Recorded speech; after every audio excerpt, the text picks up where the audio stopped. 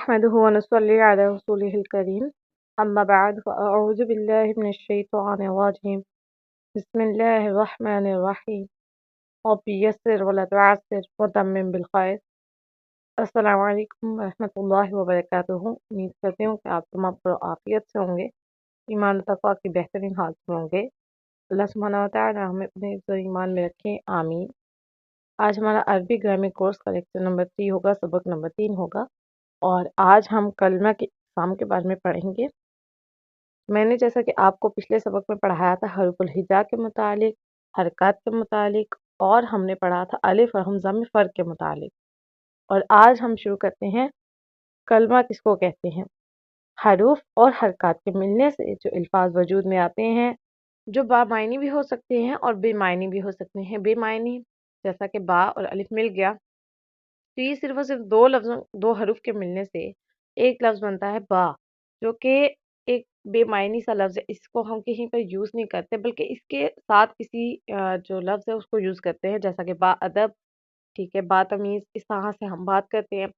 لیکن با معنی کیسے ہوا کہ اگر با ہم بنا دیں، با ادب بنا دیں، یعنی کہ با الف کے ساتھ مزید الفاظات کا جو ہے حروف کا جوڑ دیا گیا، پھر کیا بن گیا؟ بابا یا با معنی، جو با ادب لفظ بن گئے، تو لفظ کیا ہوئی؟ یہ با معنی ہے، یعنی کہ ان کا ایک معنی بنتا ہے اور ہم ان کو عام یوز بھی کرتے ہیں، تو یہ کیا کہلاتے ہیں؟ کلمہ، ٹھیک ہے۔ جیسا کہ قلم، انسان، کتاب، یہ تمام کیا ہے؟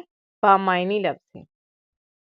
ان کا ایک معنی ہے، ہم ان کو کسی چیز کے اندر استعمال کرتے ہیں، کسی کو پکارنے کے لیے استعمال کرتے ہیں، ٹھیک ہے۔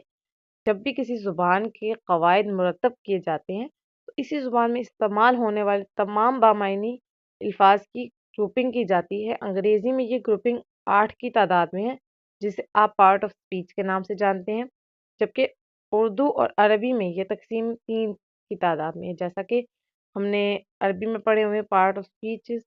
تو اسی طرح ہم جب عربی پڑھ رہے ہیں تو اس میں بامعنی الفاظ کی گروپنگ یعنی کہ گروپ بنایا گیا، تو اس کے لیے کتنی یعنی کہ تعداد رکھی گئی ہے؟ صرف اور صرف 3 کی۔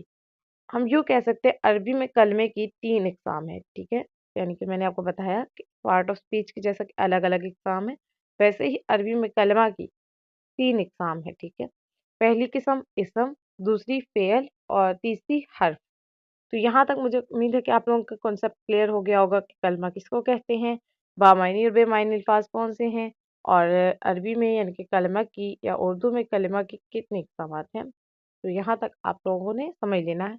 اس کے بعد ہم پڑھیں گے آج کے سبق میں کہ اسم، فعل اور حرف کیا ہوتے ہیں، ٹھیک ہے۔ اسم کسی چیز، شخص، جگہ، صرف یا کام کا نام ہے، اور اسم کام کے نام سے مراد مصدر ہے، مثلا پڑھنا، لکھنا، مارنا، جانا، آنا، کھانا پینا، بیٹھنا، اٹھنا، جاگنا وغیرہ، ٹھیک ہے۔ مصدر یعنی کہ کیا کام ہو رہا ہے، ٹھیک ہے، یعنی پڑھ رہا ہے کوئی تو اس کو کیا کہتے ہیں؟ پڑھنا، تو یہ کیا ہوا؟ اسم۔ علی، ٹھیک ہے، یہاں پر علی یعنی کہ اسم ہے، مسجد اسم ہے، اور اس طرح سے ہم پاکستان، یہ بھی اسم ہے کیونکہ نام ہے جگہ کا۔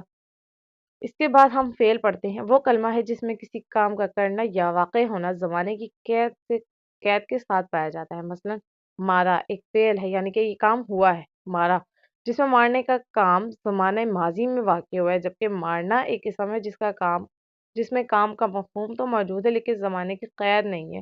جیسے کہ ہم نے کہا نا، ہم نے اس کو مارنا ہے، یعنی ہمیں پتہ نہیں ہے ہم نے کب مارنا ہے، ہم نے مارا نہیں ہے۔ جب مارا کا وقت لفظ آتا ہے تو اس کا مقصد ہوتا ہے کہ ہم نے وہ کام کر لیا ہے، لیکن اب جب مارنا پہ وقت بات آ جاتی ہے تو وہ کام ہوا نہیں ہوتا، اس میں زمانے کی قید نہیں ہوتی۔ جیسا کہ ماضی، حال اور مستقبل، یہ 3 زمانے ہیں۔ ماضی وہ جو گزرا ہوا، حال وہ جس میں ہم جی رہے ہیں یا سانس لے رہے ہیں، اور مستقبل وہ جو آنے والا ہے، ٹھیک ہے۔ تو ہم جب یعنی کہ وہ کلمہ جس میں کسی کام کا کرنا یا واقع ہونا زمانے کی قید کے ساتھ پایا جاتا ہے، فعل کہلاتا ہے۔ آپ نے یاد رکھنا ہے کہ فعل کیا ہوتا ہے؟ وہ کلمہ جس میں کسی کام کا کرنا یا واقع ہونا زمانے کی قید کے ساتھ پایا جاتا ہے۔ جیسا کہ اب میں کہوں کھایا، تو یہ کیا ہے؟ میں نے کھانا کھایا ہے، یہ ماضی میں ہو چکا ہے، لیکن میں نے کھانا کھانا ہے، یہ آنے والا یعنی مستقبل ہے، اور مجھے نہیں پتا کہ اس میں یعنی کہ میں نے کب کھانا ہے۔ تو ایک جبکہ یہاں پر کھانا جو ہے ایک اسم ہے جس میں کام کا مفہوم تو موجود ہے، لیکن زمانے کی قید نہیں ہے کہ ہمیں پتہ نہیں کہ ہم نے کب کھانا ہے اس کو۔ دوسری بات میں کھانا کھا رہی ہوں، یہ آ جاتا ہے حال کے اندر، ٹھیک ہے؟ تو یہ چیزیں آپ نے 3 کو مائنڈ میں رکھنا ہے کہ یہاں پر فعل کیا ہے، اسم کیا ہے، ٹھیک ہے؟ اور حرف آ جاتا ہے۔ تیسری قسم ہماری ہے حرف کی، وہ کلمہ جس کے معنی ہوتے تو ہیں لیکن جب تک یہ اسم یا فعل کے ساتھ استعمال نہ ہو اس کا مقصد یا اس کا مطلب سمجھ میں نہیں آتا، جیسا کہ اردو میں پر ایک بامعنی لفظ ہے، لیکن 100 مرتبہ پر کی رٹ لگائی جائے تو کوئی مطلب سمجھ میں نہیں آتا، جبکہ ایک ہی مرتبہ کرسی پر لکھنے سے مطلب سمجھ میں آ جاتا ہے، ٹھیک ہے؟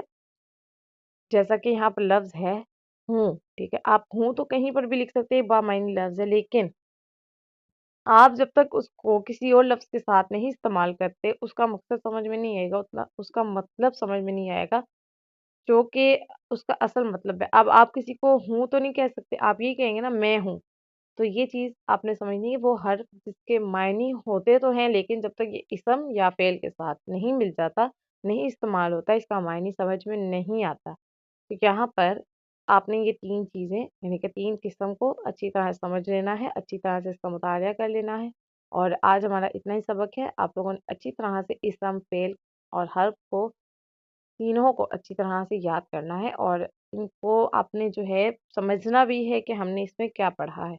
تو مجھے امید ہے کہ آپ لوگ انشاءاللہ سیکھ جائیں گے، اور آج کا سبق اتنا ہی۔ وآخر دعوانا ان الحمد للہ رب العالمین۔ السلام علیکم ورحمۃ اللہ وبرکاتہ۔